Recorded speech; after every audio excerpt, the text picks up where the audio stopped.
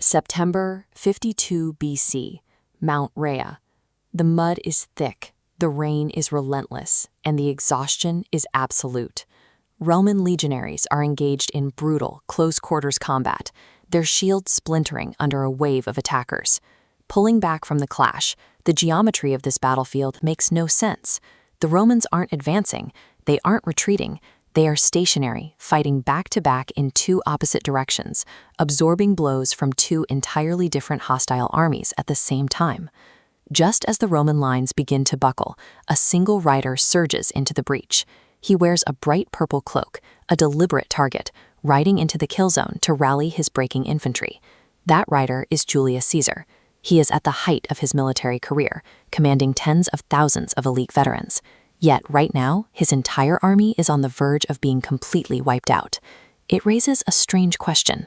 How did the most methodical conqueror of the ancient world march his army into a trap of his own making? To understand the trap, we have to look at the board a few weeks earlier. Up on the steep, naturally unassailable plateau of Alesia, 80,000 Gallic warriors are entrenched under the command of their leader, Vercingetorix. Caesar sits at the bottom of that hill with 60,000 men.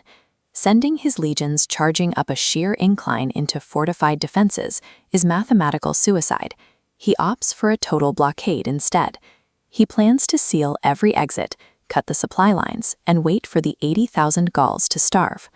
Vercingetorix understands the plan. Under the cover of darkness, he smuggles his elite cavalry out through the Roman perimeter. Their mission is to scatter across Gaul and summon every available fighting man to Alesia. A massive Gallic coalition answers the call. Somewhere between 100,000 and 250,000 warriors assemble, and they begin marching directly toward Caesar's exposed rear. The dynamic flips in an instant. The Romans are no longer the besiegers. They are pinned in hostile territory between an 80,000-strong army on the heights and 250,000 reinforcements closing in from behind. Faced with a massive army at his back, a standard commander would retreat. Caesar orders his legions to grab their shuttles. This map shows the result. The Romans construct an inward-facing wall, a 16.7-kilometer ring called a circumvallation, to keep Vercingetorix locked inside. Then they build a second parallel wall facing outward, the contravallation, to block the relief force marching toward them. This creates a self-contained ring. 16.7 kilometers of wall on the inside, 22.5 kilometers on the outside, and 60,000 Roman soldiers living and fighting in the narrow strip of land right in between them. These defenses were imposing. The Romans constructed 3.5-meter-high ramparts, topped with heavy wooden palisades, guarded by watchtowers. Extending out from the walls, they dug flooded trenches, hid sharpened stakes in pits, and buried heavy iron hooks deep in the mud. These complex defenses prioritize friction over lethality. Each layer forces an oncoming charge to slow, tangle, and stall, turning a massive cavalry wave into a static, vulnerable target for the Roman archers and artillery. Caesar turned this vulnerable valley into a machine of attrition.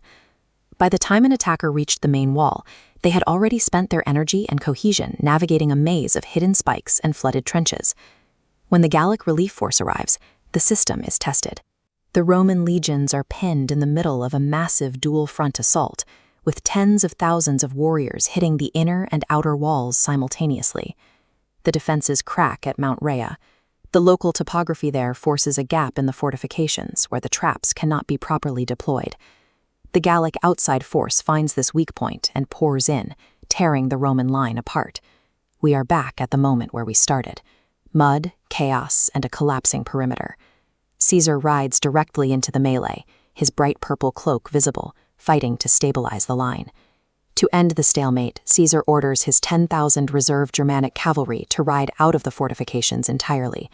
They swing wide across the open field, crashing into the flank of the Gallic relief force. The appearance of cavalry in their rear forces the Gallic relief army to fight in 3 directions at once. The coalition's command structure dissolves as tribes begin to flee rather than be encircled, turning a coordinated assault into a panicked rout. The battle ends. With the external army dissolved, the defenders inside the fortress are stranded. The next day, Vercingetorix rides down from the plateau and surrenders his weapons at Caesar's feet. This victory secures the permanent annexation of Gaul into the Roman domain. It is a calculated maneuver executed by a commander willing to trap his own men between two hostile armies to achieve a total strategic win. The victory at Alesia demonstrates the Roman capacity for extreme logistical willpower. They didn't just outfight their enemies, they outbuilt them, using miles of timber and earth to dictate exactly where, when, and how their